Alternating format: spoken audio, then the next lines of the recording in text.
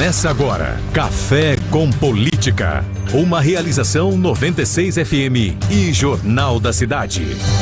Seja muito bem-vindo à edição de número 120 do Café com Política, que tem oferecimento de Brambila, acreditando no futuro, e loteamento empresarial Bauru Leb. Por sorteio, nós estamos aqui a cada sexta-feira entrevistando, fazendo uma sabatina com os candidatos a prefeito. Isso vai se dar até a última sexta-feira anterior às eleições do dia 6 de outubro. E por sorteio, hoje nós vamos sabatinar a atual prefeita de Bauru e candidata à reeleição, Suelen Rosim. Suelen Rosim tem 36 anos de idade, é jornalista, foi repórter e apresentadora de uma grande emissora de televisão. A experiência na reportagem, acompanhando de perto os problemas da cidade, foi o combustível para que ela decidisse entrar na política.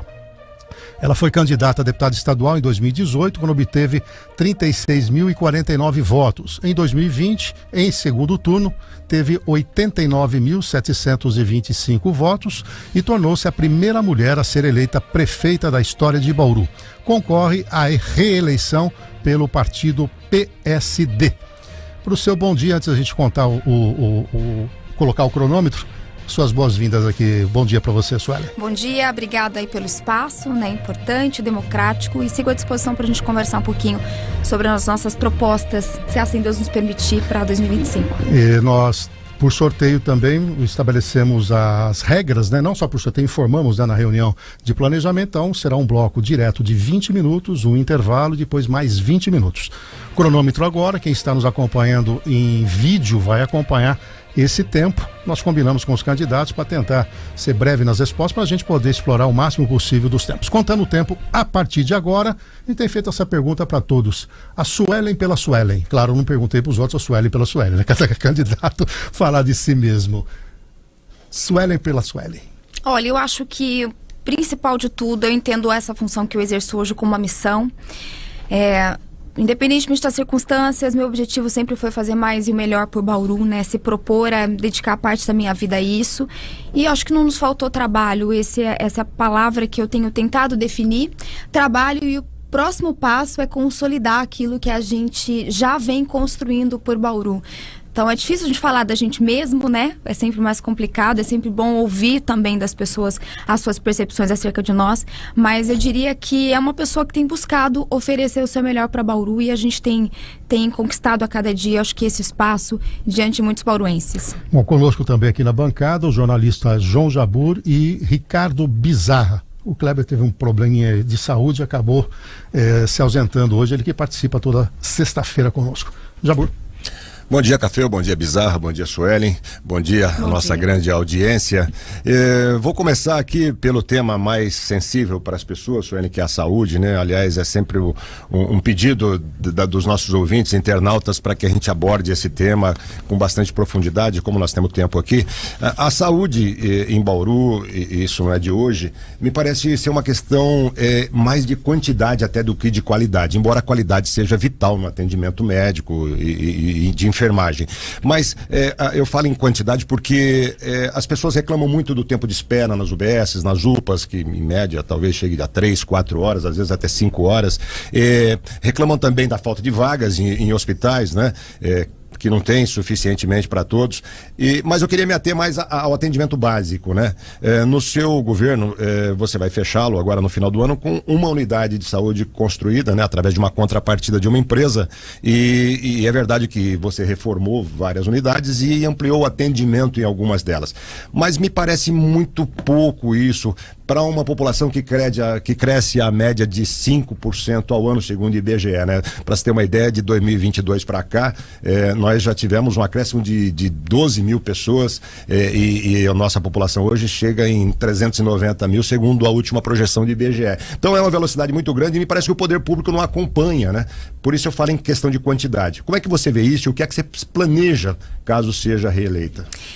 Bom, Jabur, acho que o primeiro passo, a gente precisa lembrar que num passado não muito distante, eu e alguns prefeitos do Brasil e muita gente do mundo todo passou por uma pandemia. Então, nós tivemos 1 ano e meio dedicados à atenção de alta complexidade diante de um quadro extremamente complexo que a pandemia nos tomou. Nós focamos na alta complexidade, tivemos que abrir vagas dentro do nosso pronto-socorro para atender aquele povo no momento mais difícil. Então, de fato, a atenção primária começou a ser construída no segundo semestre de 22, diante de todos os reflexos e impactos que a pandemia nos trouxe e continua nos trazendo.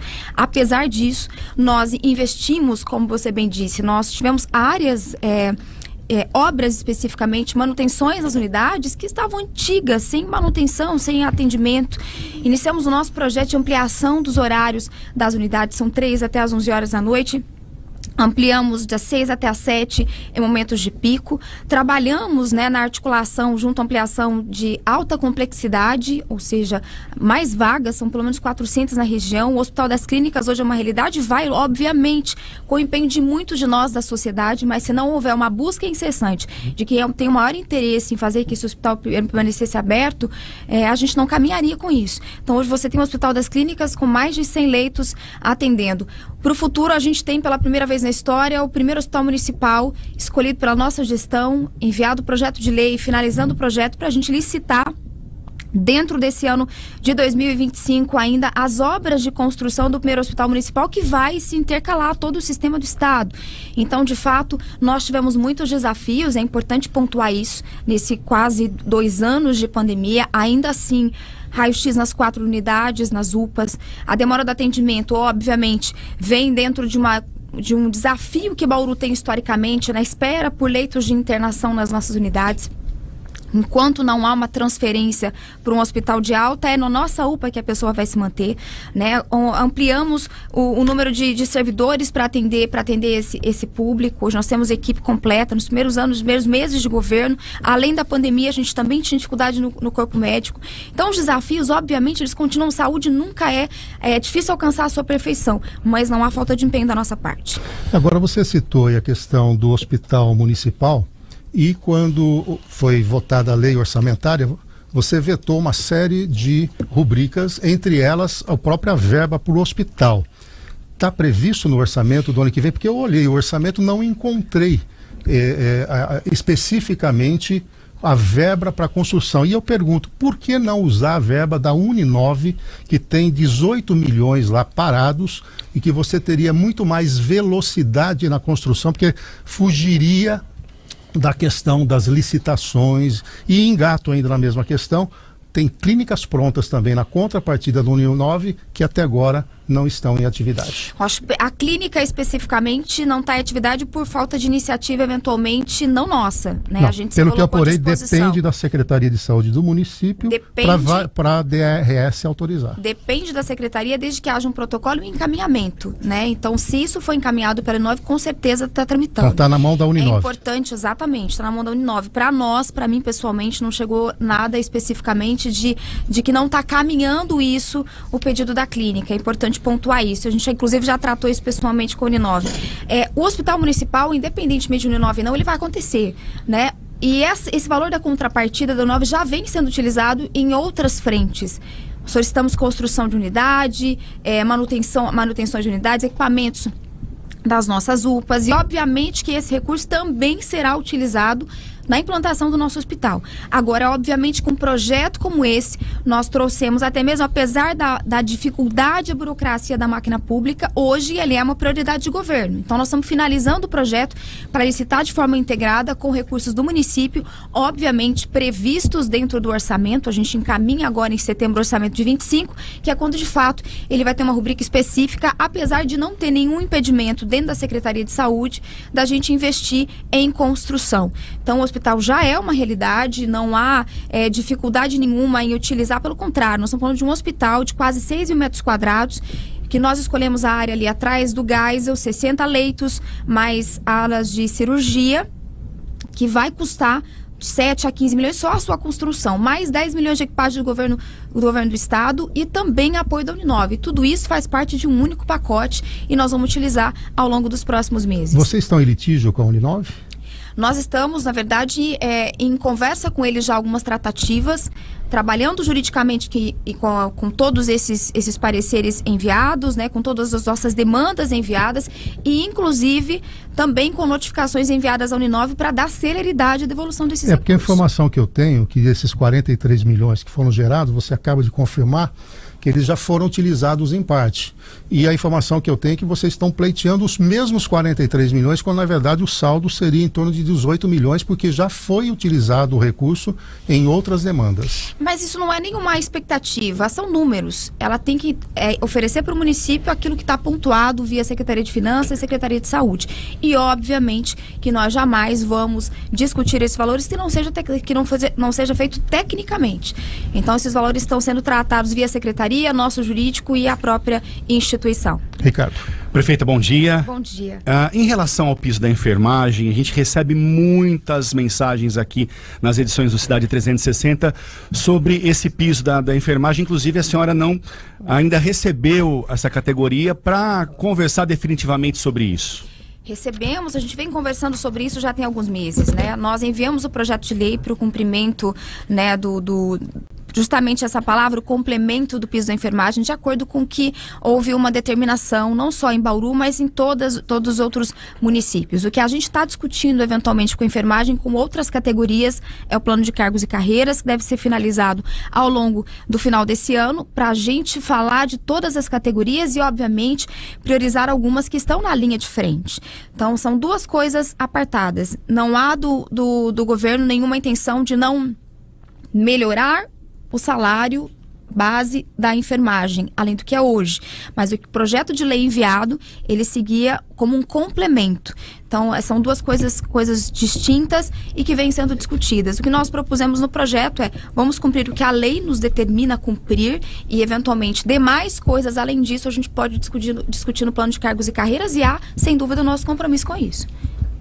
Suelen, a saúde daria um programa inteiro, né? Mas talvez para fechar esse tema, para a gente discutir outros assuntos, só para deixar bem claro, o seu compromisso, em caso seja eleita para a próxima gestão, nós teremos mais unidades básicas, nós teremos mais médicos, nós teremos... o hospital já é um compromisso desse atual governo, né? Mas para o próximo governo, o que é que concretamente você pode projetar e prometer, de certa forma, para a população? Nós temos a construção da novo centro de saúde, nossa nova unidade básica de saúde no centro, implantação de uma unidade no Roosevelt, Manchester, lá nessa região a gente vai ter uma escola, uma unidade de saúde e um centro de esporte e lazer. Conseguimos os recursos necessários para a implantação do CAPS 3, que vai nos ajudar a desafogar a UPA do Ipiranga ali, que é um grande desafio, a parte de psiquiatria. Então, parte dos recursos a gente já tem disponível. Então, nós estamos esperando a parte arquitetônica e planta do Ministério para a gente iniciar esse período de licitação. E tem outras unidades também previstas, com foco também na ampliação dos horários das unidades, implantação de farmácias nas unidades que a gente entende como importante, nova unidade 9 de Julho, que não só vai construir, como vai ampliar os atendimentos naquela região da cidade. São apenas alguns dos pontos já previstos e encaminhados ao longo desse ano.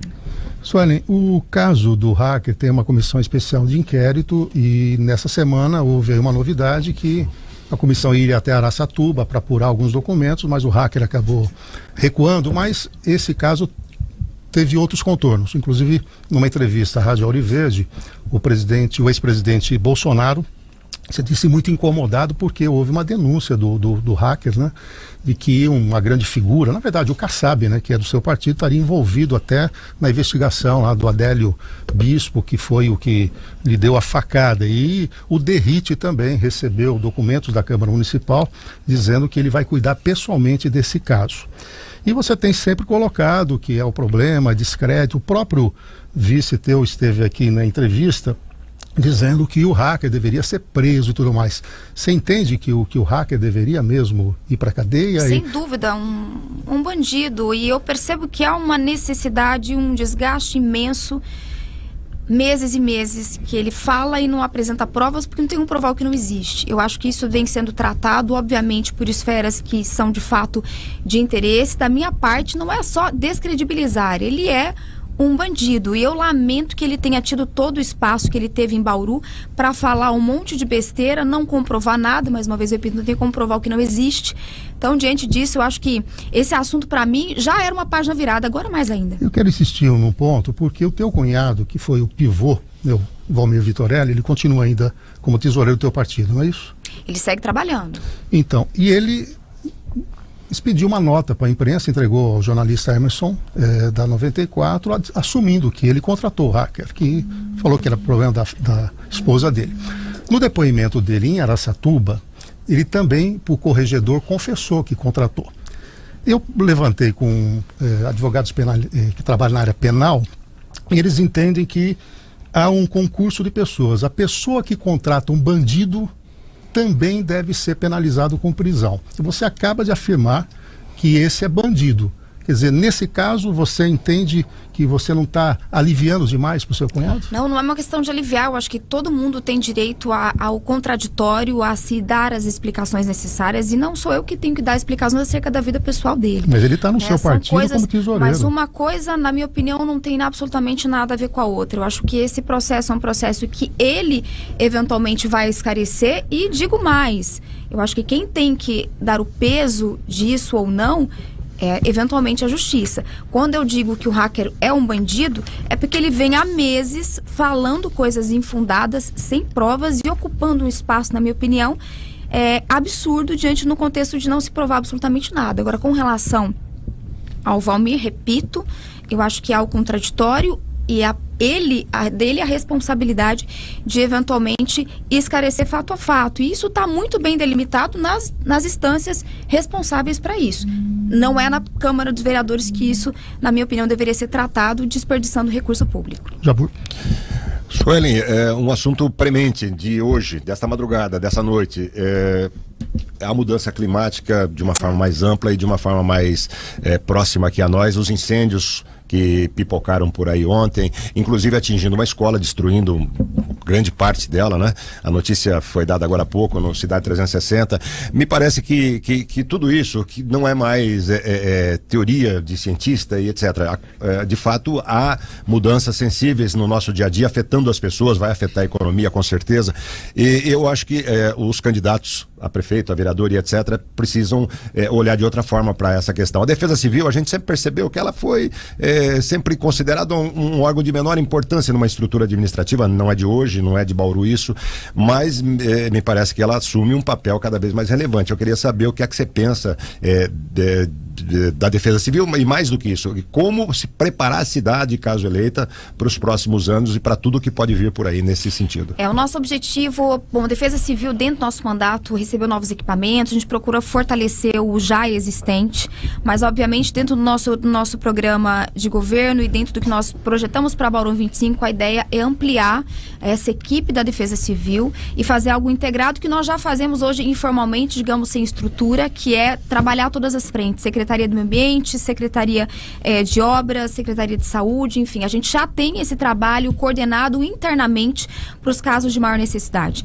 Infelizmente, as notícias, as últimas semanas a gente só falou sobre isso, foi a pior seca da história já registrada no Brasil e, consequentemente, isso não já vem acendendo um alerta, como é uma grande preocupação de todos nós. Então, desde o abastecimento de água até o que envolve a saúde pública, as unidades, a gente percebe que com problemas respiratórios está aumentando cada vez mais. Então, nosso objetivo não só em todas essas frentes fortalecer a nossa saúde, a Defesa Civil ter uma ampliação de braços mesmo. A gente tem uma equipe menor, que já vinha, fortalecemos em termos de equipamento, o objetivo é ampliar isso a partir do ano que vem, se assim Deus nos permitir. Sueli, por que você vetou a lei do locadora em relação às queimadas? A gente não vetou especificamente a lei dele, a gente já tem um regulamento, já tem uma lei que delibera sobre as queimadas. O que houve ali foi uma questão técnica de não conseguir executar a lei. Então não é porque aparentemente é uma lei ótima, lógico, a gente não vai ser contra queimadas, até porque já existe. Inclusive, nós estamos finalizando um convênio com a Polícia Ambiental que vai nos ajudar a ampliar a fiscalização para essas frentes. Então não foi um veto de não querer que a lei seja executada, pelo contrário, existiam inconsistências dentro da própria lei e já temos regramento para isso. Perfeito. Vamos fazer o seguinte, faltam 2 minutos e 30 e não vai dar tempo da próxima resposta. Nós vamos acreditar esse tempo para você. Combinado. No segundo bloco, e você terá 22 minutos e 30, porque aí dá para desenvolver a pergunta e o raciocínio, a gente não fica aí travado. Bom, nós ficamos devendo 2 minutos e meio do bloco anterior. O Bizarra está colocando aí na tela 22 minutos e 30. São 2 blocos de 20, na verdade são 40 minutos, né? Então, somando os dois, nós fecharemos nos 40 minutos. Suelen, qual é o buraco que tem hoje na FUNPREV, né? Que você trabalha, que número que é e como é que você vai equacionar isso se reeleita nos próximos 4 anos? Olha, a gente tem um fechamento para fazer ainda esse ano, né? O nosso objetivo, obviamente, é tentar ir equacionando ao longo dos próximos. Nós estamos fazendo um levantamento, até uma das coisas que eu solicitei à FUNPREV, e a gente vem trabalhando internamente, né, na revisão desses valores. O ano passado, se não me falha a memória, a gente teve aproximadamente 80, 90 milhões, se não me falha a memória, então só anualmente. Esse ano a gente vai fazer a venda da folha. A última venda da folha transitou em torno de quase 50 milhões, então o objetivo é a gente conseguir um saldo dessa venda da folha para ajudar no equacionamento da FUNPREV. E, de fato, é um dos grandes desafios dos próximos anos. E a gente tem trabalhado, temos até o final do ano, a gente deve ter mudança também na presidência da FUNPREV, e a gente tem tentado equacionar. Mas não é fácil, né, diante de um histórico que já se vem, a tendência é de déficits ao longo dos próximos anos, e a gente vem trabalhando. O fechamento exato a gente vai ter agora, nesse ano de 2024 até o final do ano, para a gente continuar trabalhando como fizemos, equacionar o máximo que pudermos, buscar outras alternativas, como buscamos a folha, para não penalizar o servidor ainda mais. Eu quero trazer os números aqui, porque eu levantei, e há uma preocupação muito grande. A gente tem sempre tido contato com o presidente da fundação, que usa aqui o espaço. São 7 bilhões e meio de buraco por mês. Ao longo, né? Não, por mês, tirando das aplicações financeiras. Tá, então, rende um tanto, eles vão lá e tiram do principal, quer dizer, está perdendo o volume. Se não aportar até 2028 280 milhões, vai inviabilizar. E tem um buraco acumulado, que não é da tua gestão, vem do histórico, sim, de 2 bilhões e 600 milhões. Então, eu temo que boa parte das promessas de qualquer candidato para os próximos 4 anos, se não equacionarem essa questão, essas promessas de investimento serão inviabilizadas. É um tema que eu não tenho visto nenhum candidato se debruçar como deveria, criar um comitê para avaliar os casos alternativos, porque a venda da folha é paliativo. O problema é crônico e estrutural. Algo diferente tem que ser feito, senão nós vamos estrangular a capacidade de investimento do município. É justamente por isso que a gente já criou internamente, né? Eu tenho trabalhado isso junto à Secretaria de Finanças e demais frentes, a gente já tem trabalhado isso junto a esse trabalho da FUNPREV em si, no equacionamento para o futuro. Obviamente, o rombo é gigantesco, vem se arrastando ao longo desse tempo, isso vem comendo os investimentos, de certa forma, do município. Então, se a gente não equacionar, óbvio, a tendência é piorar, e a gente está falando mesmo de a longo prazo. Você não tem nenhum plano para isso? Em planejamento. A gente tem um plano, primeiro de revisão de todos os levantamentos, uma análise do histórico da FUNPREV, para a gente realmente sentar junto aos servidores e traçarmos um projeto para não penalizar, porque qualquer mudança que a gente for fazer, eventualmente, uma reforma da Previdência, isso impacta o servidor. Então, se isso não for construído a várias mãos, a gente pode ter sérios problemas lá na frente, também penalizando o servidor, e é o que nós não queremos. Então não falta plano, mas falta a gente fechar os levantamentos e os números para a gente traçar algo que não seja tão difícil de administrar junto ao servidor. Jabor. Suelen, o problema do abastecimento de água segue dramático, principalmente para 27% da população que dependem da água do Rio Batalha, né? Aliás, a lagoa de captação chegou a 2 metros agora, se cair... Não, hoje estava 1,85. 1,85, eu vi ontem à noite, então já caiu um pouco mais. Então, daqui a pouco, se não chover, e a previsão de chuva intensa é de outubro em diante, é possível até que se aumente o rodízio, né? O prazo do rodízio de 1 para 3 dias, de 1 por 3 dias, hoje é 1 por 2, né? Nesses setores atingidos. Pelo que a gente vê, o que foi feito até agora, tanto no atual governo quanto nos passados, não resolveu definitivamente o problema, né? Ele continua, embora haja muita mitigação, né? Com interligação de poços, com perfuração até de poços, com também limpeza lá do rio, que começou, e alguma que foi feita há algum tempo, mas não há uma solução definitiva até agora. Então eu queria saber o que é que você planeja para essa situação do abastecimento de água, caso seja reeleita. Trabalhamos a mesma velocidade que trabalhamos ao longo desses quase 4 anos, no sentido de ter sido a gestão que mais trabalhou pelo abastecimento de água. Obviamente, a gente está dentro de um ano extremamente atípico, a maior seca da história dos últimos anos já registrado, e isso tem impactado. Apesar disso, nós temos menos gente no rodízio do que tiveram em outras gestões. Então, o nosso objetivo, além do desassoramento do Rio Batelha, para que ele tenha condições de armazenar mais, e não é uma coisa de expectativa, ele já é uma realidade, junto ao governador Tarcísio, que amplamente vem se colocando à disposição em nos apoiar no abastecimento de água. Foram quase 8 poços entre religados e novos, 3 reservatórios. Há uma expectativa de pelo menos 4 novos poços em andamento. A gente tem 2 na região oeste, norte, novos reservatórios previstos. Manchester Reservatório, a gente deve iniciar a contratação ainda dentro desse período desse ano de 2024. Para passar esse período mais seco da história, a gente tem reforçado os pipas que estão para chegar ao longo nos próximos dias, para abastecer a parte, né, do Alto Paraíso, que é a nossa maior gargalo e dificuldade. Trabalhamos em interligações, foram quase 38 quilômetros de interligações. Infelizmente, você não vai conseguir fazer em menos de 4 anos o que não foi feito nos últimos 30. Nós estamos falando de uma cidade que vive, eventualmente, uma crise hídrica. Num passado não muito distante, estou dizendo no ano passado, por exemplo, 2023, a gente não teve rodízio em Bauru, diante de muitas dessas ações de abastecimento. Agora, em 24, diante desse cenário de crise Brasil afora, não teria como a gente não ficar de fora disso. Então, algumas interligações já estão sendo executadas, e é importante pontuar que não vem desde agora, né? Isso vem sendo construído mesmo com o desafio da pandemia lá atrás, a gente vem construindo ao longo desses quase 4 anos para minimizar esse impacto. Eu sei que muita gente vem de milagre e facilidade, né?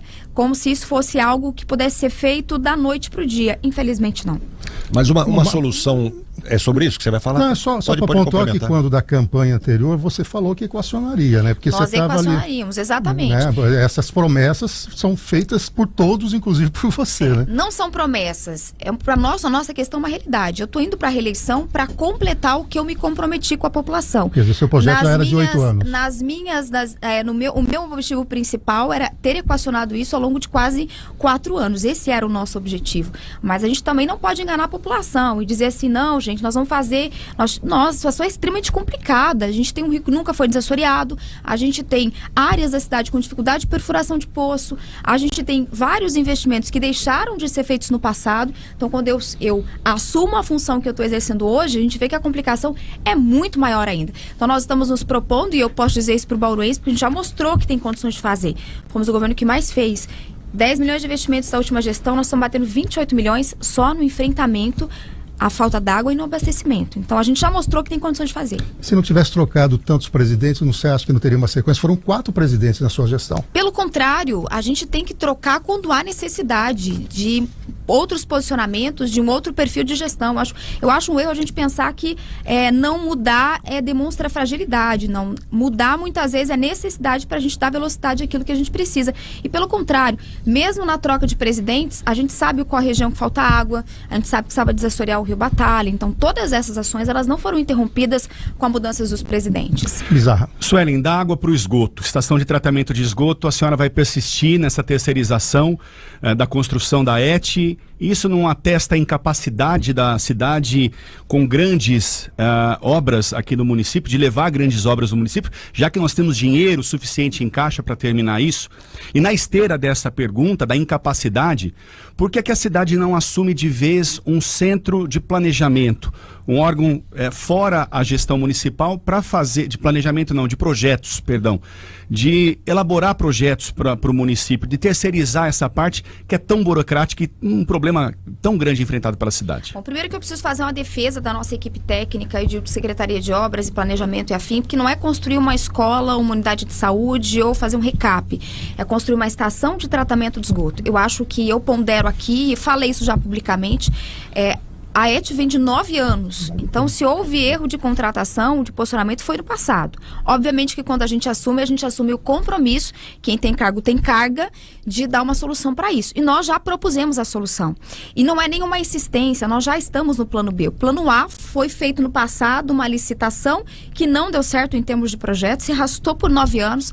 Nós somos o governo que interrompeu o contrato, que judicializou a questão, até porque muitos prejuízos aconteceram ao longo desses meses dessa obra sendo procrastinada. Quando a gente opta pela concessão, a gente opta por um modelo que já deu certo Brasil afora, que é uma parceria com a iniciativa privada, que vai trazer a velocidade que infelizmente não tiveram no passado para essa execução.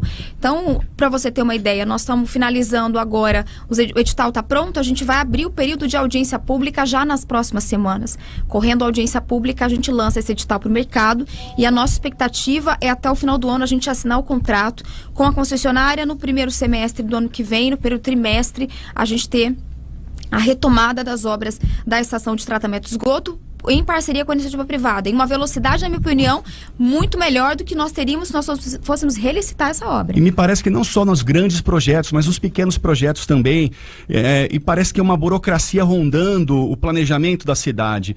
Vamos dar o exemplo do Calçadão da Batista, ou mesmo no viaduto que liga ali a região do Bela Vista, que há muito tempo, 4 anos, precisa de uma alça de acesso para Nuno de Assis. Não é uma incapacidade da equipe de obras, do planejamento, de lidar com pequenas e grandes obras, Sueli? Eu não acho, a gente está falando de obra pública. Se você for construir uma coisa na tua casa, você vai contratar o melhor que você quiser, você vai encontrar um cano que abriu e vai te dar um prejuízo maior, que vai prolongar a obra, o tempo choveu, vai dar mais trabalho. Então, eu não acho que é uma questão de incompetência, é uma questão de ajuste de projeto. O que eu acho que inflam demais uma questão que acontece em todas as cidades do Brasil. Obviamente, a gente tem uma necessidade, por isso nós estamos reestruturando toda a parte de projetos da prefeitura junto ao plano de cargos e carreiras que inclui o novo organograma, para a gente reorganizar esse sistema e ter uma equipe que não só apaga um incêndio, mas uma equipe que pensa os projetos da cidade, para a gente ter aquele banco de projetos. Isso está previsto no nosso novo organograma. É um projeto nosso de governo, por isso o plano de cargos e carreiras inclui isso, para a gente melhorar todo esse sistema e dar mais condições para as equipes técnicas trabalharem. Hoje a gente já tem feito, a nova lei de licitação, por exemplo, nos permite pegar o projeto básico, licitar o complementar e a obra. Então a gente está avançando na burocracia com relação a esse sentido. Mas Calçadão da Batista de Carvalho, vamos convir, nós estamos 30 anos sem sequer pensar no projeto. A gente tem um projeto que encontra um problema de canaleta. Bola para frente. Acompanha junto à equipe técnica, faz alteração, legalmente você pode ativar até 50% da obra, ou seja, a gente pode modificar um projeto em até 50% conforme a sua necessidade. Tanto é que nós já assinamos o contrato com a segunda empresa, chamamos e retoma as obras do Calçadão da Batista de Carvalho. Então, obra em prefeitura não é tão simples. Vamos falar do viaduto da 13. Viaduto da 13 foi interditado lá no passado, quando a gente chega... não existia uma vistoria dos viadutos. Hoje a gente tem aqui da Secretaria de Obras quem monitora os viadutos da cidade para fazer as suas manutenções, obviamente, 30 a 40 anos de construção. Então a gente coloca a equipe, contratamos para fazer toda a análise do viaduto, precisa ou não ficar interditado. É motivo de desespero mantê-lo interditado?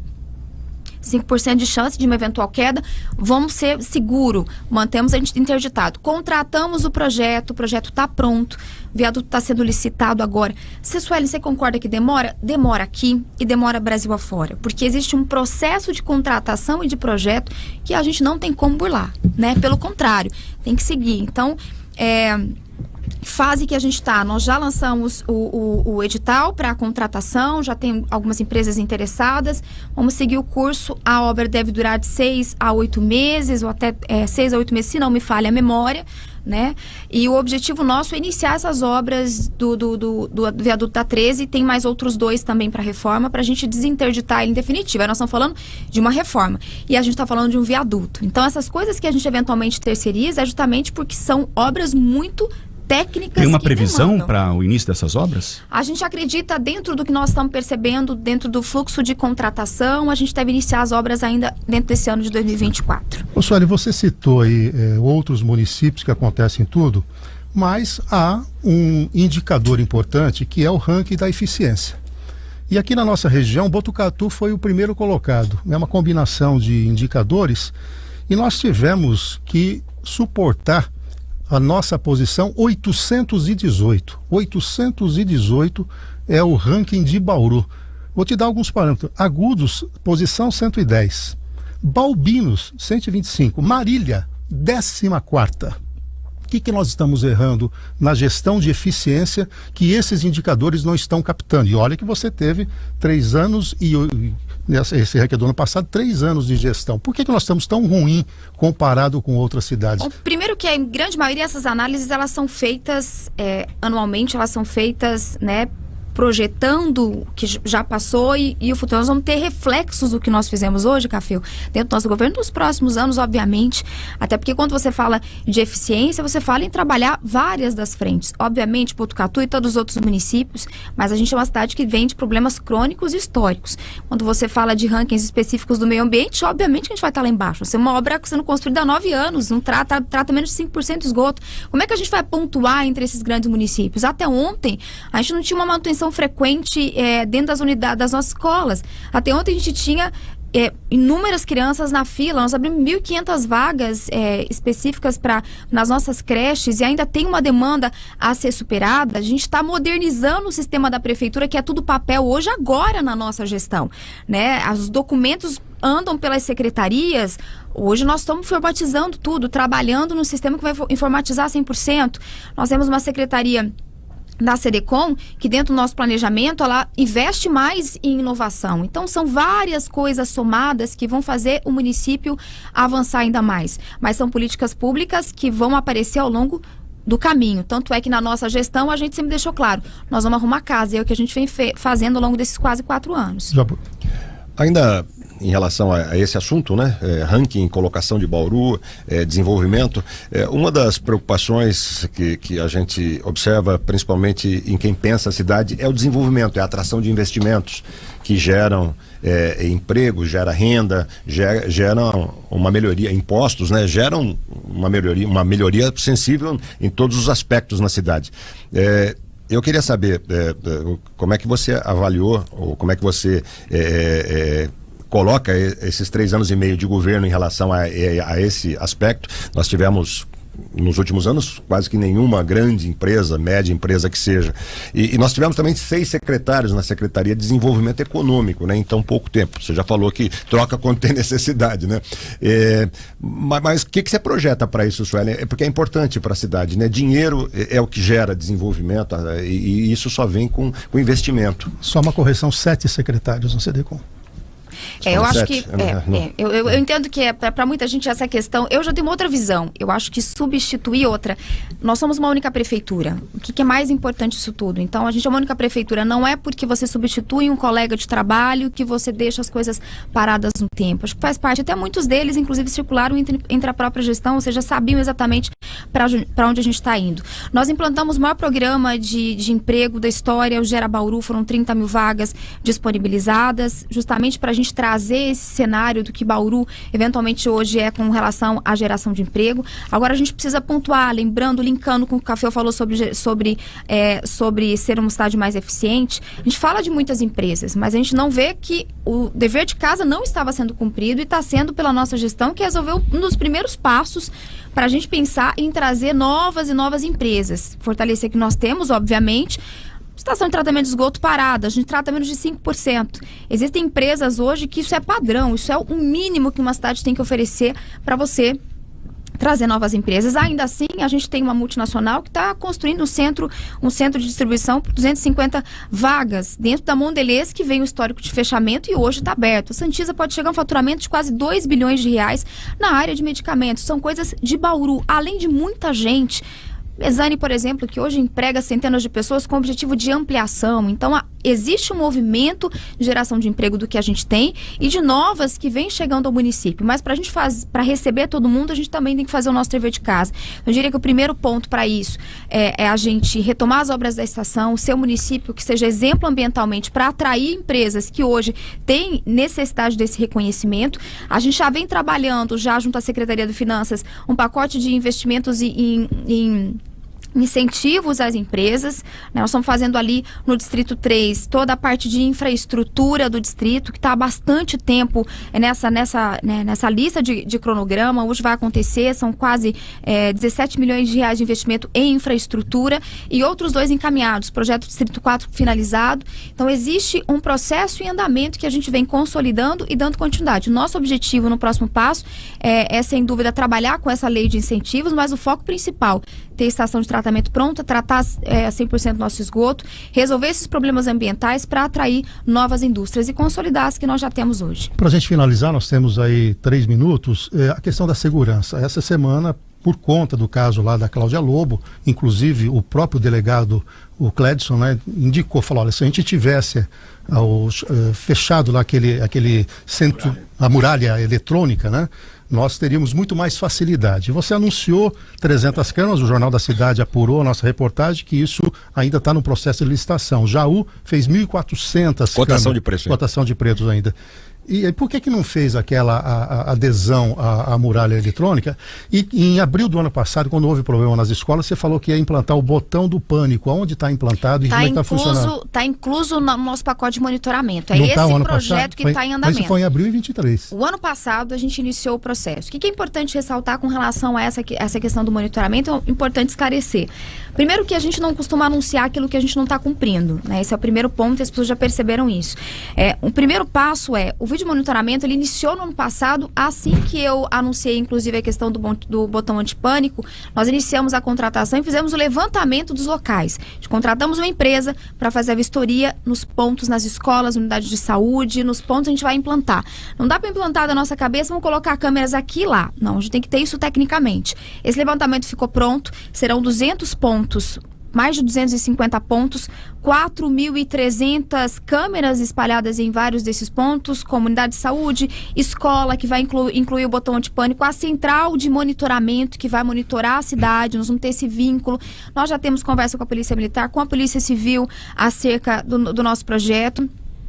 E eu vou dizer, para quem entende um pouquinho da administração pública, quando a gente vai para a consulta de preço, significa que a gente está muito avançado. Então, não é mais uma promessa. Então, nós estamos na fase de contratação, expectativa até o final do ano a gente assinar. Por que isso demora um pouco? Porque nós fizemos a contratação inicial do projeto para planilhar onde essas câmeras ficarão. Então, não é da cabeça da prefeita, é onde vai ficar tecnicamente nas escolas, nas avenidas como Calçadão, Nações Unidas, Rodrigues Alves, Nuno de Assis, região central, Horto, unidades escolares, unidade de saúde, as UPAs, onde elas estarão? Onde vai ser a central de monitoramento? Então, mas isso não seria no início de governo? Você está há 3 anos e pouco, agora que descobriu que tem toda essa burocracia. Não, Bauru está 128 anos atrasada. Além de tudo isso, sendo bem franca, justamente, Café, me elegeram para fazer a diferença. E desculpe, eu acho importante pontuar isso. Eu acho interessante que as boas notícias, existe um esforço muito grande em trazer uma notícia. Posso te dizer qual foi o prefeito que está contratando especificamente?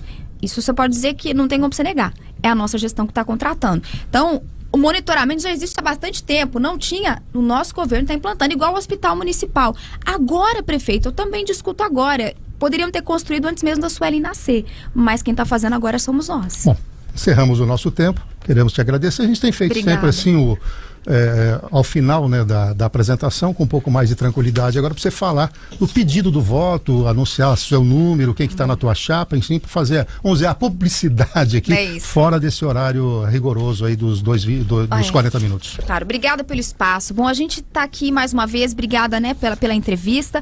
Obviamente, já faço pedido de voto para vocês, né, porque quem está no jornalismo também tem que pedir voto para esse 6 de outubro. Nosso objetivo é continuar consolidando, não é prometendo facilidade, prometendo milagre. As coisas que nós construímos ao longo desses 4 anos estão muito bem consolidadas, ampliadas. A gente fez muito, mas obviamente a gente se propõe a dar continuidade porque a gente sabe que tem muita coisa para fazer. A única diferença é que a gente é o governo que de fato fez o maior programa de infraestrutura da história de Bauru, Temos soluções para os problemas históricos já executados. Não é mais uma promessa, é uma realidade, monitoramento, estação de tratamento de esgoto, iluminação pública. Então, nosso objetivo é continuar consolidando esse trabalho, continuar construindo uma cidade melhor para se viver. Então, 6 de outubro está logo aí, eu peço o seu apoio, o apoio da sua família. Vote 55 para Bauru seguir avançando. Muito bem, essa foi então Suelen Rosinha. A gente continua aqui com o Café com Política, lembrando, né, que essas sabatinas continuam. O Paulo Lago, ele é do PCO, e quando a gente fez o sorteio, né, o Jabur, ele não estava ainda, né?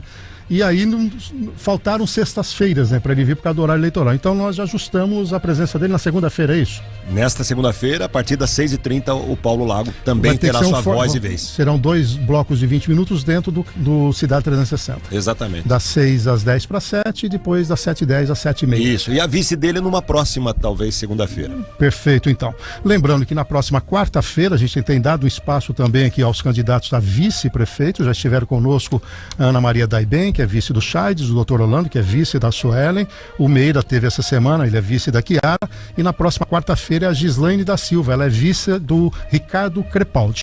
Na sexta-feira que vem está também o Ricardo Crepaldi, porque o sorteio acabou coincidindo, né, a vice e o Crepaldi na mesma semana. Isso foi sorteio feito com as equipes. Então, sexta-feira que vem é o Ricardo Crepaldi, no dia 20 o Dr. Raul, e nós encerramos as sabatinas com o Chaides. Então, confirmando, dentro do Cidade 360, que vai ter um formato diferente na segunda-feira, nós teremos a sabatina com o Paulo Lago, e na outra segunda-feira com a vice dele, que é a Rosana Carlo Geraldo, exatamente ela.